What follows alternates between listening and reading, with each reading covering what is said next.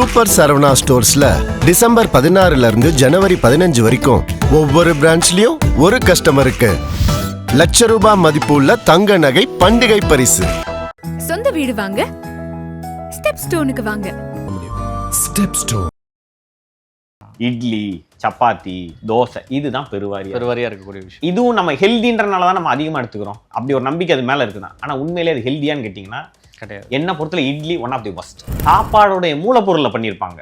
ஆனால் சாப்பாடு செஞ்சுட்டு அந்த சாப்பாடு மேலே ஆராய்ச்சியோ இல்லை அந்த சாப்பாடை சாப்பிட்டதுக்கப்புறம் சாப்பிட்டவங்களுக்கு என்ன பாதிப்பு என்ன இம்பாக்ட் ஏற்படுத்தியிருக்கின்ற ஆராய்ச்சியோ கிடையாது. ஆனால் நம்ம இப்போ நீங்களே சொன்னீங்க ஸ்டேஜ் 1 ஸ்டேஜ் 4 அப்படின்னு. ஸ்டேஜ் 1லேருந்து ஸ்டேஜ் 4 போகணும். ஸ்டேஜ் 1க்கு வரணும் முதல்ல. அப்போ ஏன் ஸ்டேஜ் 1ல் நம்ம பார்க்கல, ஏன் ஸ்டேஜ் 1லேருந்து ஸ்டேஜ் 4 வரைக்கும் நம்ம ஏன் அதை கண்டுக்காமல் விட்டோம் அப்படின்னு. அது இந்த கேன்சர் தான் அப்படின்றத நம்ம தெரிஞ்சுக்கணுன்றது தேவையில்லை. அடிப்படையில் முதல் இருக்கா இல்லையான்னு தெரிஞ்சுக்கலாம் இல்லையா? அப்போ இருக்கா இல்லையான்னு தெரிஞ்சுக்கிட்டிங்கன்னா அதுக்கப்புறம் அடுத்த கட்டம் என்ன பண்ணலாம் அப்படின்றத அடுத்து நம்ம நடவடிக்கை எடுக்க முடியும். அதனால ஒரு பேசிக் பிளட் டெஸ்ட்லேயே உங்களால் ஒரு ஐடியாவுக்கு வர முடியும். உண்மைதான். அது எடுத்தெடுப்புலேயே அதுக்கு போகணுமா அப்படின்னா அது தேவையில்லை அப்படின்னு நான் பார்க்குறேன். ஏன்னா நானும் ஒரு கேன்சர் சர்வைவர் அப்படின்ற இடத்துல இருந்து எனக்கு என்ன மாதிரியான ட்ரீட்மெண்ட் கொடுத்தாங்கன்றத பார்க்கும்போது எடுத்தெடுப்புலேயே அது தேவையா அப்படின்னு பார்த்தா கட்டாயம் அது தேவையில்லை. ஒருவேளை அந்த ஸ்டேஜ் எந்த ஸ்டேஜுன்றதை பொறுத்து அது தேவையில்லையான்றது ஒரு பக்கம் இருந்தால் கூட நான் சொன்ன மாதிரி எந்த கட்டத்தில் நீங்கள் அதை கண்டுபிடிக்கிறீங்க அப்படின்றது முக்கியம். எனக்கு லிம்ஃபோமான்ற கேன்சர் இருந்துச்சு. அது ஸ்டேஜ் 3லேருந்து ஸ்டேஜ் 4க்கு ஷிஃப்ட் ஆகிட்டு இருந்த பீரியட். அந்த டைமிங். ஆமாம், ஏன்னா எனக்கு ஃபுல் லிம்ஃப் நோட்ஸில் இருந்துச்சு அது. ஸோ அதுக்கு அடுத்த ஸ்டேஜுக்கு நீங்கள் சொன்ன மாதிரி அடுத்த ஆர்கனுக்கு அது போக ஆரம்பிச்சதுனா தான் அந்த ஸ்டேஜ் 4. பட் ஆர்கனுக்கு போகிறதுக்கு அது ரொம்ப நாள் கிடையாது. அதுக்கப்புறம் டாக்டர்ஸ் ஆப்ஷன் கொடுத்தாங்க. நீ கீமோ பண்ணிக்கிறியா, ரேடியேஷன் தெரப்பி பண்ணிக்கிறியா, இல்லை வேற ஏதாவது நீ ரிஸ்க் எடுக்கிற தயாராக இருக்கிறியா அப்படின்னு சொல்லிட்டு. ஆனால் நீங்கள் ட்ரீட்மெண்ட் எடுத்துக்கிட்டது ஃபுல்லாமே ஜப்பானில் தான். ஃபுல்லாக 100% ஜப்பானில் தான். லக்கிலி நான் ஜப்பானில் இருந்தேன். ஒருவேளை இந்தியாவில் இருந்தேன் எனக்கு கண்ணீரஞ்சலி இன்னைக்கு ஒட்டியிருப்பாங்களோ என்னவோ.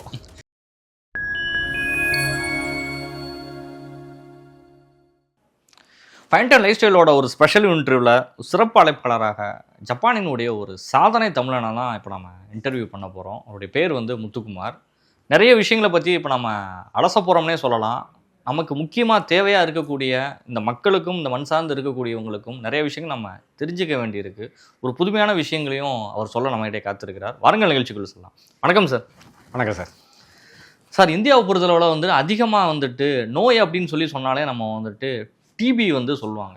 இந்தியாவில் ஒருத்தருக்கு அதிகபட்சமாக ஒரு நோய் வந்துருச்சுன்னு வச்சுக்கோங்களேன், இவனுக்கு டிபி இருக்குடா அப்படிங்கிற சொல்லுவாங்க. காசநோய் ஒரு பெரிய பாதிப்பை இந்தியாவில் ஏற்படுத்தினது ஒரு விஷயம். கேன்சர் அப்படிங்கிற ஒரு நோயெல்லாம் ஏதோ ஒரு அமெரிக்காவில் இருக்குது, இங்கிலாந்தில் இருக்கும், ஜப்பானில் இருக்கும், இல்லை ஏதோ ஒரு வெளிநாடுகளில் தான் நம்ம கேள்விப்பட்டிருப்போம். இந்தியாவில் அது குறைவு அப்படிங்கிற காலங்கள் போய் இன்றைக்கி கேன்சர் அப்படிங்கிற நோய் பெரிய அளவில் இந்தியாவில் தாக்கத்தை ஏற்படுத்திகிட்டு இருக்குது. தெருவுக்கு ஒருத்தருக்கு கேன்சர் இல்லாத தெருக்கள் இல்லைங்கிற நிலைமைக்கு இந்தியா மாறிட்டு இருக்குது. என்ன பிரச்சனைனால இந்த கேன்சர் உருவாகுதுன்னு நினைக்கிறீங்க? இதுக்கு ஒரு அடிப்படை பிரச்சனை என்னென்னா நம்மளோட வாழ்க்கை முறை தான். அந்த வாழ்க்கை முறையில் இன்னும் முக்கியமாக சொல்லணும் அப்படின்னா நம்ம டயட்டு. நம்ம என்ன பண்ணுறோம், இப்போ நான் இப்போ உங்ககிட்ட ஒரு சத்தான ஒரு 10 சாப்பாடு நீங்கள் தினசரி சாப்பிட்றது அப்படின்னு கேட்டிங்கன்னா, இல்லை ஒரு 5 சொல்லணும் அப்படின்னா நீங்கள் எதெல்லாம் சொல்லுவீங்க?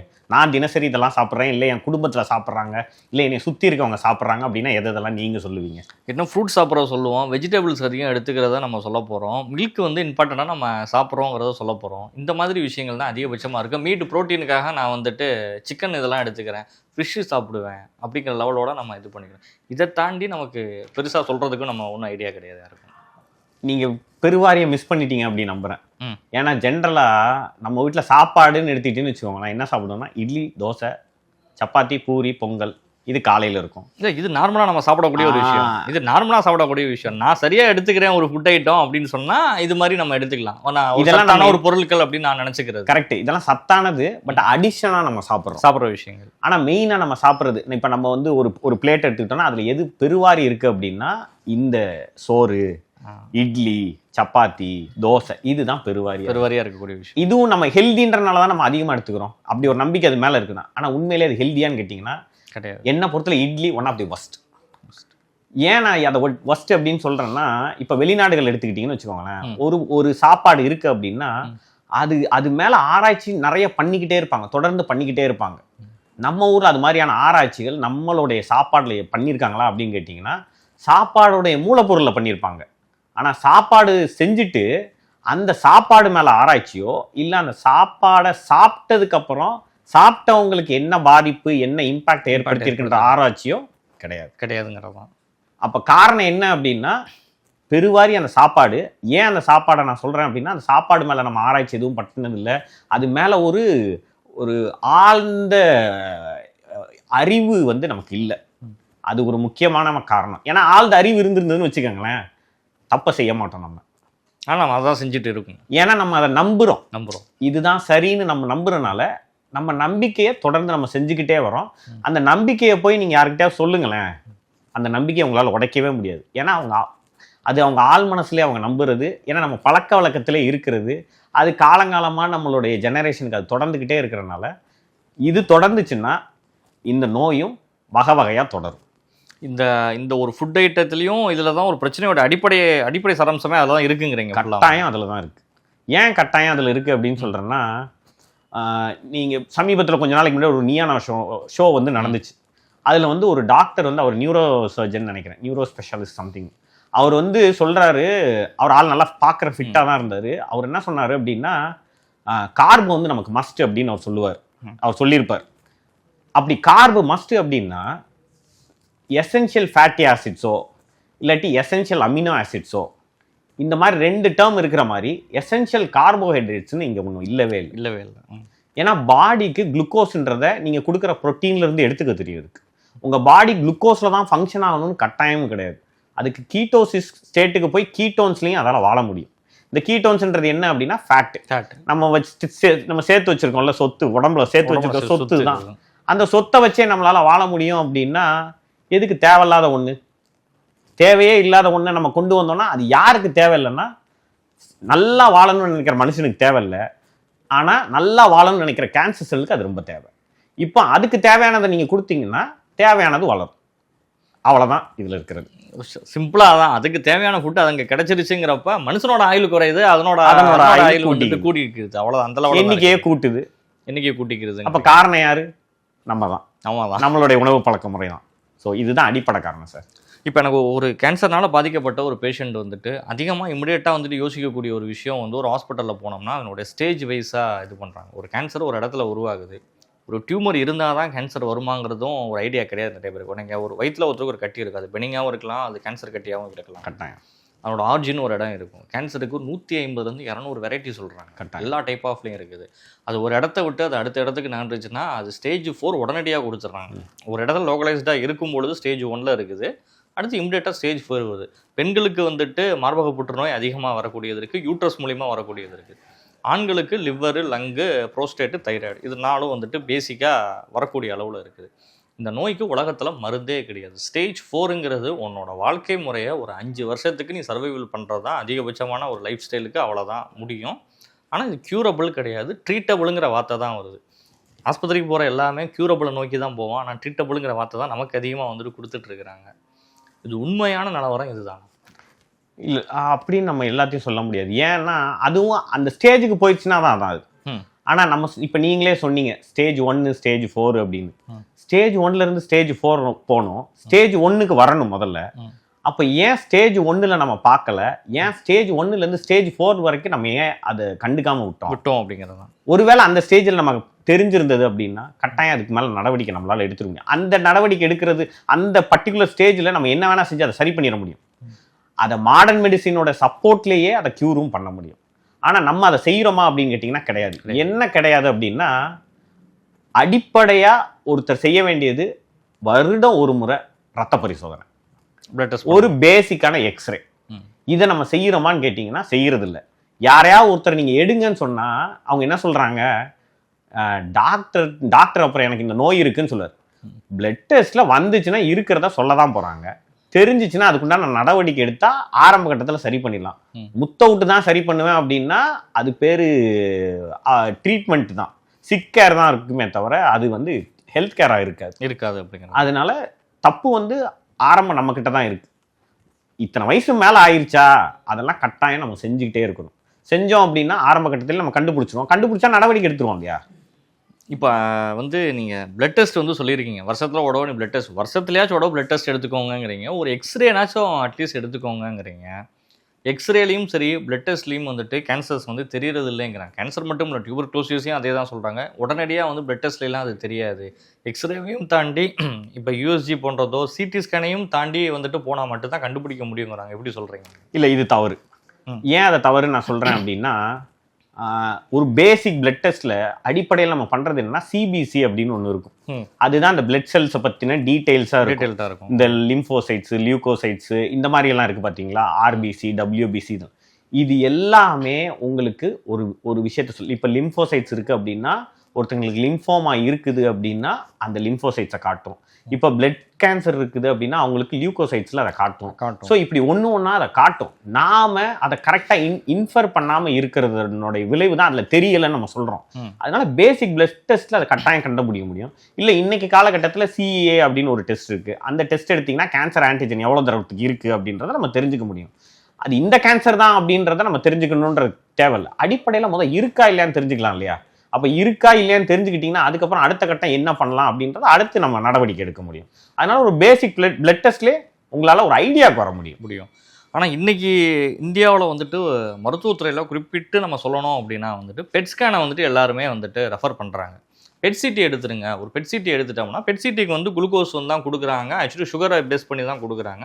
சுகர் அதை ஏற்றும் பொழுது ஆட்டோமேட்டிக்காக கேன்சர் செல்லில் ஏதோ ஒரு அப்நார்மலாக இருக்கக்கூடிய செல்ஸ் வந்து அதை சாப்பிட்டுட்டு வெளியில் பிரைட்னஸாக வந்து தெரியும். அது அப்படியே நமக்கு ஸ்கேன் பண்ணி கொடுத்துருது. பெட் ஸ்கேனை வச்சு மட்டும்தான் இன்றைக்கி கேன்சர் ட்ரீட்மெண்ட் இந்தியாவில் நடக்குதே தவிர்த்து பிளட் டெஸ்ட்டோ பிளட் மார்க்கெட் டெஸ்ட் அப்படின்னு சொல்லப்படுற விஷயங்களுக்கு CA 19.9, CEA, AFPO, LFTO இன்றைக்கி இந்தியாவில் வந்துட்டு எந்த ஹாஸ்பிட்டல்ஸ்லையும் அது பெருசாக யாருமே எடுத்துக்கிறது கிடையாது. கேன்சர் ஐடென்டிஃபிகேஷனுக்கு இந்த பிளட் மார்க்கெட் டெஸ்ட்டுங்கிறது வெறும் 5% தான் சொல்கிறாங்க. Bed CD 70%, biopsy 100%. எப்படி பார்க்குறீங்க சார்? இல்லை, இது வந்து எப்படின்னா முத்தின ஸ்டேஜ்னு வர்றப்போ இப்போ பாடியில் எங்கெங்கெல்லாம் இருக்குது அப்படின்னு, ஏன்னா ஸ்டேஜ் மாறிடுச்சு. இப்போ அந்த பிளட் மார்க்கர்ன்றது இருக்கா இல்லையா அப்படின்றது, இந்த பெட்டுன்றது எங்கெங்கெல்லாம் இருக்கு, ரெண்டுத்தோட பர்பஸ் வந்து வேற இருக்கு. அப்போ நம்ம ஆரம்பத்திலே கண்டுபிடிச்சோம் அப்படின்னா கட்டாயம் இதுக்கு போய் தான் ஆகணும். ஏன்னா உடம்புல எங்கெங்கெல்லாம் இருக்குன்றத நம்ம தெரியாம, அது எந்த உறுப்புல இருக்குன்னு நம்ம தெரியாம அதுக்குண்டான நடவடிக்கைகள் நம்ம இறங்க முடியாது இல்லையா? அதனால உறுதிப்படுத்துறதுன்றது எந்தெந்த இடத்துல என்ன சைஸ்ல இருக்கு, எவ்வளவா இருக்கு அப்படின்றதெல்லாம் தெரிஞ்சுக்கணும். அப்படின்னா கட்டாயம் நம்ம பெட்டு தான் போய் ஆகணும். அதனால அது 70% அது யதார்த்தமான விஷயமா தான் நான் பார்க்குறேன். டியூமர் இருந்தாலே அதில் மேக்ஸிமம் கேன்சர் செல்ஸ் வரதுக்கு வாய்ப்பு இருக்குதுங்கிறீங்களா? அப்படின்னு நம்ம சொல்ல முடியாது. ஏன்னா சில இது வந்து இந்த பினைனா இருக்கலாம், மலிக்னண்டா இருக்கலாம். அப்போ என்னன்றதை நம்ம எடுத்தெடுப்புல ஒரு கட்டி அப்படின்னு சொன்னா உடனே டியூமர், உடனே கேன்சர் அப்படின்னு நம்ம பயப்படணும்னு அவசியம் கிடையாது. அதுக்குண்டான ஏதாவது நமக்கு சிம்டம்ஸ் தெரிஞ்சது அப்படின்னா, ஒரு வெயிட் லாஸ் இருக்குது, கண்டினியூஸாக ஃபீவர் இருக்குது, ரொம்ப டயர்டாகவே இருக்கிறோம் அப்படின்னு இப்படி மல்டிபிள் சிம்டம்ஸ் இருக்கு இல்லையா? இந்த மாதிரியான சிம்டம்ஸ் நமக்கு தெரிஞ்சது அப்படின்னா கட்டாயம் அதை நம்ம வந்து இக்னோர் பண்ணாமல் அது மேலே என்ன நடவடிக்கை எடுக்கணும் அதை கட்டாயம் நம்ம எடுத்தோம் அப்படின்னா அது சாதா கட்டியா இல்லை நமக்கு ஆபத்தை ஏற்படுத்த போகிற கட்டியான்றது நமக்கு தெரிஞ்சிடும். 2 வயசு குழந்தையிலேருந்து 80 வயசு ஆள் வரைக்கும் கேன்சருங்கிறது அசால்ட்டான ஒரு விஷயமா வந்துட்டு. கேன்சர் வந்துட்டா அதிகபட்சமாக கொடுக்கப்படக்கூடிய ட்ரீட்மெண்ட் எடுத்த உடனே எல்லாத்துக்குமே வந்துட்டு ஹீமோதெரப்பி தான் வந்துட்டு மெயினாக கொடுக்குறாங்க. அதுக்கப்புறம் வந்துட்டு ரேடியோ தெரப்பிக்குள்ளே இது பண்ணுறாங்க. நம்ம டார்கெட்டட் தெரப்பின்னு சொல்லி டேப்லெட்ஸ் வந்துட்டு குறிப்பிட்ட ஒரு சில கேன்சர்ஸ்க்கு மட்டும்தான் கொடுக்கப்படுறது, எல்லாத்துக்குமே கொடுக்கப்படுறதில்ல. இதுவே ஒரு அதிகமான சைடு எஃபெக்ட். அதாவது ஒருத்தர் வந்து 1 வருஷம் கூட வாழ்ந்துருப்பாங்க, ஹீமோதெரப்பி கொடுத்தான் 3 மாதத்துலேயே போயிட்டான் அப்படின்னு சொல்கிறதெல்லாம் நார்மலாகவே இருக்குது. ஹீமோவை கண்டு பயப்படுறவங்க தான் அதிகமாக இருக்காங்க. முடி கொட்டும், அவனோட ஸ்ட்ரக்சர் போயிடும், பாடி வந்துட்டு வீக் ஆயிரும். டோட்டலாகவே நார்மலாக இருக்கக்கூடிய நிலமையிலேருந்து மொத்தமாக கேன்சர் செல் நம்மளை சாப்பிடுதோ இல்லையோ இந்த ஹீமோவே பாதி நம்மளை வந்து அழிச்சிரும் அப்படின்னு சொல்ல போகிறத எப்படி பார்க்குறீங்க? உண்மைதான். அது எடுத்தெடுப்புலேயே அதுக்கு போகணுமா அப்படின்னா அது தேவையில்லை அப்படின்னு நான் பார்க்குறேன். ஏன்னா நானும் ஒரு கேன்சர் சர்வைவர் அப்படின்ற இடத்துல இருந்து எனக்கு என்ன மாதிரியான ட்ரீட்மெண்ட் கொடுத்தாங்கன்றதை பார்க்கும்போது எடுத்தெடுப்புலேயே அது தேவையா அப்படின்னு பார்த்தா கட்டாயம் அது தேவையில்லை. ஒருவேளை அந்த ஸ்டேஜ் எந்த ஸ்டேஜ்ன்றதை பொறுத்து அது தேவையில்லையான்றது ஒரு பக்கம் இருந்தால் கூட, நான் சொன்ன மாதிரி எந்த கட்டத்தில் நீங்கள் அதை கண்டுபிடிக்கிறீங்க அப்படின்றது முக்கியம். ஒருத்தருக்கு கேன்சர் செல் ஆரம்ப கட்டத்தில் மேபி ஒரு ஸ்டேஜ் 3லேருந்து 4க்கு டிரான்ஸ்ஃபார்ம் ஆகிட்டு இருக்கு, அந்த ஸ்டேஜில் நீங்கள் கண்டுபிடிச்சிங்கன்னா கீமோ வந்து கட்டாயம்ன்றது கிடையாது. அதாவது 100% கிடையாதுன்னு நான் சொல்ல மாட்டேன். கீமோ இல்லாமலே உங்களால் அதுக்குண்டான நடவடிக்கையை உங்களால் எடுக்க முடியும். ஏன்னா ஸ்டேஜ் 3 வரைக்கும் உங்களுக்கு பெரிய அளவுக்கு சிம்டம்ஸ் வந்து பெருசாக தெரிய போகிறதில்ல. அப்போ தெரியாத ஸ்டேஜ்னா உங்களால் என்ன நடவடிக்கை வேணால் நீங்கள் செஞ்சுக்க முடியும் அப்படின்னு. ஸோ அதை வந்து யார் இதை செய்யணும் அப்படின்னா டாக்டர்ஸ் வந்து இதை செய்யணும். எடுத்தெடுப்பில் கீமோவுக்கு போகிறதும் ரேடியேஷன் தெரப்பிக்கு போகிறதும் இல்லாமல் மற்ற நாடுகளில் இப்போ ஜப்பான் போன்ற நாடுகளில் இந்த கேன்சர் பேஷண்ட்ஸை என்ன கட்டத்தில் என்ன மாதிரியான ட்ரீட் பண்ணுறாங்கன்றத உணர்ந்து அதை ஏன் நம்ம ஊர்லேயும் செய்கிற மாதிரி இருந்துச்சு அப்படின்னா என்ன போல் ரேடியேஷனும் கீமோதெரப்பியும் கொடுக்காமலே ஒருத்தர் ஒரு கேன்சர் பேஷண்ட்டால் சர்வைவ் ஆக முடியும், கட்டாயம் முடியும். அது உங்களுக்கான அந்த கேன்சர் வந்து நீங்கள் எந்த ஸ்டேஜில் நீங்கள் கண்டுபிடிச்சிங்க? எனக்கு வந்து லிம்ஃபோமான்ற கேன்சர் இருந்துச்சு. அது வந்து ஸ்டேஜ் 3லேருந்து ஸ்டேஜ் 4க்கு ஷிஃப்ட் ஆகிட்டு இருந்த பீரியட். அந்த டைமிங். ஆமாம், ஏன்னா எனக்கு ஃபுல் லிம்ஃப் நோட்ஸில் இருந்துச்சு அது. ஸோ அதுக்கு அடுத்த ஸ்டேஜுக்கு நீங்கள் சொன்ன அடுத்த ஆர்கனுக்கு அது போக ஆரம்பிச்சதுனா தான் அந்த ஸ்டேஜ் 4. பட் ஆர்கனுக்கு போகிறதுக்கு அது ரொம்ப நாள் கிடையாது. அதுக்கப்புறம் அந்த இடத்துல ஒரு எக்ஸ்ரேல அதை கண்டுபிடிச்சனால அப்புறம் பெட்டில் வந்து நான் எங்கெங்கெல்லாம் இருக்குது அப்படின்றத கண்டுபிடிச்சாச்சு. அப்புறம் டாக்டர்ஸ் வந்து ஆப்ஷன் கொடுத்தாங்க, நீ கீமோ பண்ணிக்கிறியா, ரேடியேஷன் தெரப்பி பண்ணிக்கிறியா, இல்லை வேற ஏதாவது நீ ரிஸ்க் எடுக்கிற தயாரா இருக்கிறியா அப்படின்னு சொல்லிட்டு அந்த வாய்ப்பை நான் பயன்படுத்திட்டேன். எப்படி இருந்தாலும் சாக போகிறோம், இப்படி வேதனைப்பட்டு சாகுறதுக்கு பதில் ஏதோ ஒரு முயற்சி பண்ணிட்டு நம்ம இந்த சயின்ஸுக்கு ஏதாவது நம்மளால முடிஞ்ச கான்ட்ரிபியூஷனை கொடுத்துட்டு நம்ம செத்து போவோம் அப்படின்னு முடிவு பண்ணேன். அப்போதான் அவங்க கொடுத்த அடுத்த சாய்ஸஸ்லாம் நான் பயன்படுத்த ஆரம்பிச்சேன் சார். என்னென்ன சாய்ஸஸ் எல்லாம் எடுத்துக்கிட்டீங்க நீங்கள்? முதல்ல டாக்டர்ஸ் வந்து என்ன பண்ணாங்கன்னா, நான் என்ன லைஃப் ஸ்டைல் ஃபாலோ பண்ணுறேன் அப்படின்றத ஒரு பெரிய ஆடிட் பண்ணாங்க. அதாவது நான் எப்போ குளிப்பேன், தண்ணியில் குளிக்கிற அந்த டெம்பரேச்சர் எவ்வளோ இருக்கும், தூங்குறது எவ்வளோ நேரம் தூங்குவேன், எத்தனை மணிக்கு நான் தூங்க போவேன், காலையில் எத்தனை மணிக்கு எந்திரிப்பேன், என்னோட தூக்கத்தோடைய அளவு எப்படி நைட்டெல்லாம் இருக்கும், நான் சாப்பாடு என்னென்னலாம் சாப்பிடுவேன், எத்தனை வேலை சாப்பிடுவேன். அந்த எத்தனை வேலை சாப்பிடுவேன்றது இப்போ நம்ம ஊரில் கேட்டிங்கன்னா நான் 3 வேலை தான் சாப்பிடுவேன், 2 வேலை தான் சாப்பிடுவேன் அப்படின்வாங்க. ஆனால் இன்னொரு பக்கம் டீ குடிப்பாங்க, ஸ்நாக்ஸ் சாப்பிடுவாங்க, ஃப்ரூட் சாப்பிடுவாங்க, சாலட் சாப்பிட்றேன். இது எல்லாமே சாப்பாடு கணக்கு தான். தண்ணி தவிர வாய்க்குள்ளே எத்தனை தடவை போதோ அத்தனை முறை நீங்கள் சாப்பிட்றீங்கன்னு அர்த்தம். அதான் ஆனால் நம்ம ஊரில் கண்டுக்கிறது. இந்த மாதிரி வந்து ரொம்ப டீட்டெயிலாக என்கிட்ட டாக்டர்ஸ் வந்து கம்ப்ளீட்டாக என்னோட ஆடிட் பண்ணாங்க. எவ்வளோ ஆக்டிவாக இருப்பேன், இந்த மாதிரியா நிறைய விஷயம் இதெல்லாத்தையும் பார்த்துட்டு இதெல்லாம் நான் சமைக்கிறது முதற்கொண்டு கேட்பாங்க. என்ன மாதிரி உங்கள் வீட்டில் என்ன யூஸ் பண்ணுவீங்க, அதை தாளிக்கிறதுக்கு எப்படி யூஸ் பண்ணுவீங்க, அந்த எண்ணெய் தோராயமாக என்ன ஹீட்டுக்கு வரும், அது ஹீட் ஆச்சுன்னா எப்படி இருக்கும் அப்படின்ற எல்லா டீட்டெயில்ஸும் என்கிட்ட டீட்டெயிலாக கேட்டாங்க. அந்த டீட்டெயிலாக கேட்டதுனால அங்கே வந்து அதுக்குண்டான பொறுமை உண்டு. ஒருவேளை நம்ம ஊரில் அது இல்லாமல் இருக்கும்னு நினைக்கிறேன்.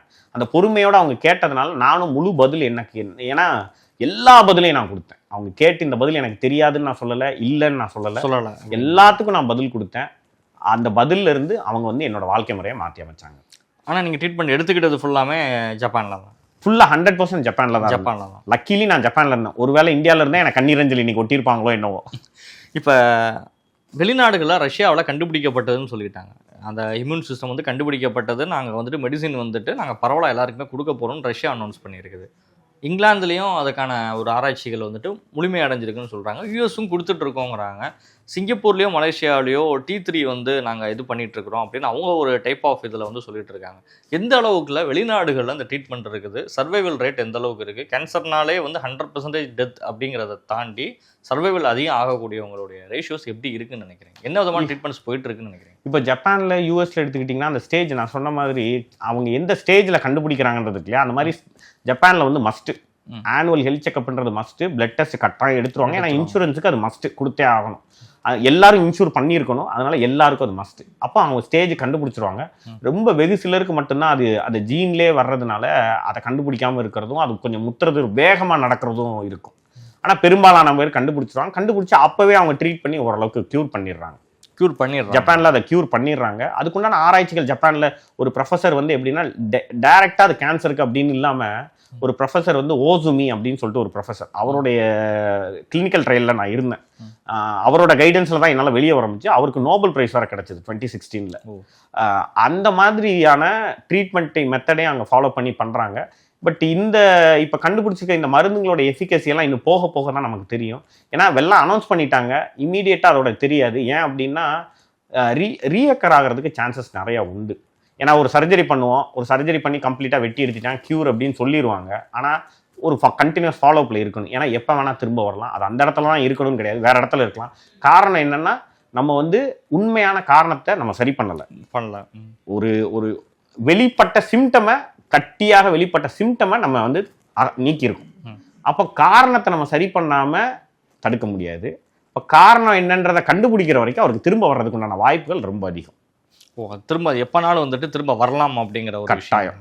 இப்போ சர்ஜரி வந்து பண்ணாங்க, ஒரு லிவரில் இருக்குது, ஒரு லங்கில் இருக்குது அப்படின்னா வந்து சர்ஜரி வந்துட்டு அதிகமாக ப்ரிஃபர் பண்ணாங்க. ஸ்டேஜ் 4லேயே வந்துட்டு சர்ஜரி வந்துட்டு பண்ணுறாங்க. இப்போ ஒரு ஸ்டேஜ் 4ல் ஒரு இடத்துல இருந்து ஒரு கேன்சர் கட்டியை ரிமூவ் பண்ணுறாங்கன்னு வச்சுக்கோங்க. ஒரு லங்லையோ ஒரு நோட்ஸ்லையோ ஏதோ ஒரு இடங்கள்ல வந்துட்டு அது இருந்துட்டு இருக்குது. அது ப்ரோஸ்டேட்லேயே ஏதோ ஒரு இடத்துல இருந்துட்டு இருக்கலாம்.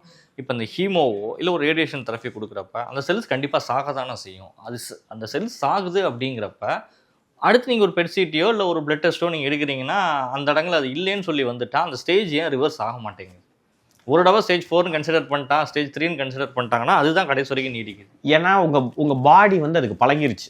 எதுக்கு பழகிருச்சு அப்படின்னா, எல்லாரோட பாடியிலையும் கேன்சர் செல்ஸ் இருக்கு. அந்த கேன்சர் செல்ஸ் எவ்வளோ ஃபாஸ்டரா மல்டிப்ளை ஆகுது, ப்ரொலிஃபரேட் ஆகுது அப்படின்றது தான் அதோட இது. நீங்க கீமோ கொடுத்துட்டீங்க அப்படின்னா அப்போ எவ்வளோ இருக்கோ அதுதானே போச்சு. உங்க பாடி எவ்வளோ கேன்சர் செல்ஸை உற்பத்தி பண்றதை தடுக்கவே இல்லை. அப்போ உங்க பாடி ஆல்ரெடி ஒன்று பழகிருச்சு இல்லையா, பழகினதை அந்த ஸ்டேஜ்னு தான் கன்சிடர் பண்ணுவாங்க.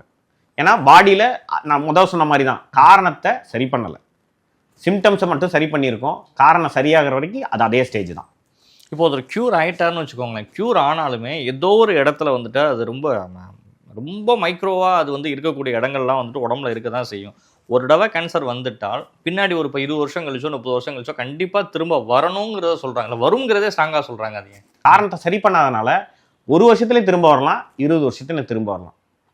ஆனால் வரவமா தடுக்கிறதுக்கு வழி இருக்கான்னு கேட்டிங்கன்னா வழி நிறைய இருக்குது. அந்த வழிகளை நம்ம கடைபிடிச்சோம்னா வராது. அதில் காரணமே நீங்கள் கண்டுபிடிக்கலனா கூட பரவாயில்ல, குறைஞ்சபட்சம் இந்த வழிமுறைகளை நீங்கள் ஃபாலோ பண்ணிட்டீங்கனாலே மேற்கொண்டு உங்களுக்கு வராமல் உங்களால் தடுத்துட முடியும். இல்லை ஆரம்ப ஸ்டேஜில் அது நம்ம வராமே இருக்கிறதுக்கு அந்த ஒரு ப்ரிவென்ஷன் அப்படின்னு சொல்லி பார்த்தா என்னெல்லாம் இருக்குன்னு நினைக்கிறீங்க? அதாவது நம்ம ஊரில் ஒரு பழக்கம் உண்டு, இந்த அதாவது சாப்பிடாம இருக்கிறது, விரதம் இருக்கிறது அப்படின்னு. எல்லா மதத்துலையும் ஏதோ ஒரு வகையில் விரதம் இருக்கதா இருக்குது. ஆனால் இந்த விரதத்தை வந்து முன்னாடி எப்படி இருந்தாங்கன்னு எனக்கு தெரியல. ஆனால் இப்போ நான் பார்க்குற விரதம் வந்து அதை சரியாக இருக்கிற மாதிரி எனக்கு தெரியல. ஏன்னா விரதத்தோட அர்த்தம் என்னன்னா, நான் கொஞ்ச நேரத்துக்கு முன்னாடி டாக்டர்ஸ் வந்து சாப்பிட்றது அப்படின்னு சொல்றதை பற்றி சொன்னேன் இல்லையா, அந்த மாதிரி நான் சாப்பாடா ஒரு தட்டுல போட்டு இல்லை ஒரு இலையை விரிச்சு நான் சாப்பிட்டாதான் அதை சாப்பாடுன்னு கணக்கில் எடுத்தா அது கிடையாது. எதையுமே சாப்பிடக்கூடாது, தண்ணி தவிர எதுவுமே போகாம இருந்தாதான் அது விரதம். அந்த விரதத்தை நம்ம அடிக்கடி நம்ம இருந்தோம் அப்படின்னா கட்டாயம் நமக்கு வராது. ஏன்னா கேன்சர் செல்ஸ் அதவே அது காலி பண்ணிட்டு செத்து போது இந்த மல்டிப்ளை ஆகுறதுன்றதை தடுத்துரும். இது ரொம்ப ரொம்ப எளிமையான வழி. இந்த எளிமையான வழியை எல்லாராலையும் கடைபிடிக்க முடியும். ஆனால் அதை நம்ம செய்கிறோமா அப்படின்னு கேட்டிங்கன்னா நம்ம செய்யறது இல்லை. ஏன்னா ஏதோ ஒரு காரணம் சாக்கு போக்கு சொல்லி நம்ம சாப்பிட்றோம். இன்னொன்று, நம்ம உணவு முறையே நம்ம ஒன்றை சாப்பிட்டோம் அப்படின்னா திரும்ப திரும்ப அதை சாப்பிட அது தூண்டும். அப்படி தூண்டுற சாப்பாடை நம்ம சாப்பிட்டோம், இப்போ உதாரணத்துக்கு நான் சொன்ன அந்த தோசையோ இட்லியோ இருக்கு இல்லையா, அது உங்களை திரும்ப திரும்ப சாப்பிட தூண்டும். ஒரு நாளைக்கு வாரத்தில் ஒரு நாள் பிரியாணி சாப்பிட்டானேன்னு தோணும். சரி, நம்ம தான் 6 நாளாக சாப்பிடாம இருந்துட்டோமே, டாக்டர் சொல்லிட்டாரு, ஒரு 7ஆவது நாளாச்சும் நம்ம சாப்பிட்டுக்கிறோங்கிறது தோணும். அது மாதிரி ஏதோ ஒரு விஷயங்கள் நம்ம எடுக்கிறதும் நம்மளோட பாதிப்பு கட்டாயம் ஏற்படுத்தும். நம்ம என்ன பண்ணுறோம், அடிக்கடி டீ குடிக்கிறோம். டீ நம்மளால வந்து சுகர் போடாமல் குடிக்க முடியாது. அதுவும் நம்ம பழக்கத்தில் ஒன்றா போச்சு. அப்புறம் அப்படியே ஒரு 1-2 பிஸ்கட்டு கூடவே. நீங்கள் எங்கேயாவது வெளியில் போங்களேன், ஒரு வீட்டுக்கு நீங்கள் ஒரு கெஸ்ட்டாக போங்க, உங்கள் வீட்டில் என்ன கொடுக்குறாங்க, ஒரு டீயையும் ஒரு 4 பிஸ்கட்டையும் தூக்கி நம்ம முன்னாடி வைப்பாங்க. இதெல்லாம் ஏதோ நம்மளுடைய கலாச்சாரமான மாதிரி ஆகிப்போச்சு. அப்படி இல்லைனா ஒரு ஆயில் ஃபுட்டை கொண்டு வந்து ஏதோ ஒன்று வச்சு அடையோ வந்ததுனால அதுவும் அந்த இடத்துல பிரச்சனையாக தான் ஆகுது. அப்போ இந்த பிரச்சனைகளை நம்ம எங்கோ ஒரு இடத்துல நமக்கு தெரியாமலே அதை கடைபிடிச்சிக்கிட்டே இருக்கிறனால தவிர்க்கணும்னு நம்ம நினைச்சா கூட வழி இல்லாம அதுக்கு ஃபோர்ஸ் பண்ணப்படுறோம் நம்ம. அதுவே காரணமாக ஆகுது. நிச்சயமா சார், உங்களுடைய நேரங்களை ஒதுக்கி வந்துட்டு நிறைய விஷயங்களை வந்துட்டு ரொம்ப தெளிவாக வந்துட்டு இயற்கை சார்ந்த விஷயங்கள் நிறையா, மருத்துவர் அலோபதியாக இருந்தாலும் சரி, அது பாரம்பரிய மருத்துவமாக இருந்தாலும் சரி, எது நமக்கு தேவை அப்படிங்கிறத வந்துட்டு எல்லாத்தையும் ஒரே ரவுண்ட்லேயே சொல்லிட்டீங்க சார். உங்கள் நேரங்களை ஒதுக்கி பல்வேறு கேள்விகளுக்கு பதில் தந்தமைக்கு நன்றி சார். நன்றி சார்.